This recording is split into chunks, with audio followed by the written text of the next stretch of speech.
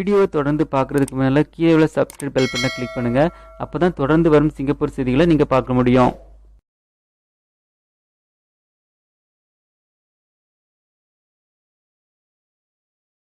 சிங்கப்பூரில் வேலை செய்யும் வெளிநாட்டு ஊழியர்களுக்கு சம்பளம், ஓவர் டைம், விடுமுறை தொடர்பாக கம்பெனிகளுக்கு எம்ஓஎம்மின் புதிய விதிமுறைகளை பற்றி பார்க்கலாம். வேலைக்காக சிங்கப்பூருக்கு செல்பவர்களின் முதன்மையான நோக்கமே செல்லும் காலத்தில் நன்றாக சம்பாதிப்பதுதான். சிங்கப்பூர் கம்பெனிகளுக்கு வேலைக்கு செல்லும் போது மனிதவள அமைச்சகத்தால் விதிமுறைகள் போடப்பட்டிருப்பது போன்று கம்பெனிகளுக்கும் இறுக்கமான விதிமுறைகள் இருக்கின்றன. சிங்கப்பூர் மனிதவள அமைச்சகத்தின் விதிமுறைகள் சிலருக்கு தெரியாமல் இருக்கலாம். கம்பெனிகளும் அந்த விதிமுறைகளை மீறுவதற்கு வாய்ப்புகள் உள்ளன. எனவே என்னென்ன விதிமுறைகள் ஏற்கனவே உள்ளன மற்றும் புதிய விதிமுறைகளை பற்றி இப்போது பார்ப்போம். சிங்கப்பூரில் வேலைக்கு செல்வதன் நோக்கமே சம்பாதிப்பதுதான்.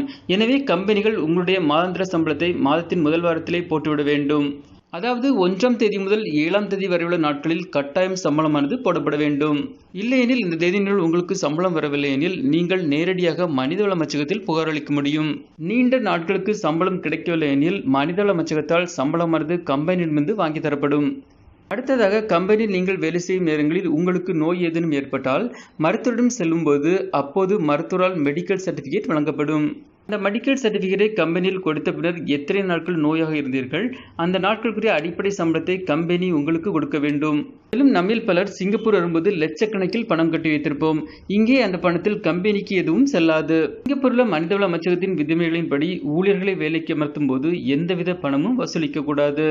அதே போன்று உங்களுக்கான IP, SOC, medical levy, renewal போன்றவற்றுக்கான செலவை கம்பெனியே கொடுக்க வேண்டும்.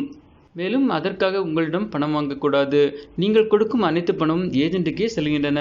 அதேபோன்று ஊழியர்களுக்கென மனிதவள அமைச்சகத்தில் வரையறுத்த மெடிக்கல் இன்சூரன்ஸை கம்பெனிகள் பெற்றுக்கொள்ள வேண்டும். மேலும் வேலைத்தளத்தில் பாதுகாப்பு தொடர்பான அறிவுறுத்தலை கம்பெனிகளுக்கு கொடுக்க வேண்டும். சிங்கப்பூருக்கு குறிப்பிட்ட காலத்திற்கென வேலைக்கு வருவோம். அதாவது 1 அல்லது 2 வருடங்கள் என பெர்மிட் இருக்கும். இந்த காலப்பகுதி முடிந்த பின்னர் உங்களுடைய நாட்டிற்கு செல்லும் போது அதற்கான டிக்கெட் செலவை கம்பெனி தான் தர வேண்டும்.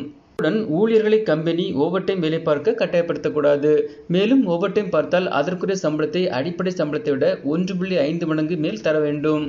ஓவர் டைமுக்கான விதிமுறை போலதான் பொது விடுமுறைக்கான விதிமுறையாகும். அதாவது ஞாயிற்றுக்கிழமை மற்றும் அரசு பொது விடுமுறை நாட்களில் உங்களை கம்பெனி வேலைக்கு கட்டாயம் அமர்த்தக்கூடாது. அவ்வாறு அமர்த்தி வேலை செய்தால் வேலை அடிப்படை சம்பளத்தை விட கூடுதலான சம்பளம் தர வேண்டும். இந்த விதிமுறைகளை கம்பெனிகள் மீறும் பட்சத்தில் மனிதவள அமைச்சகத்தில் புகார் அளிக்கும் உரிமை உங்களுக்கு உள்ளது.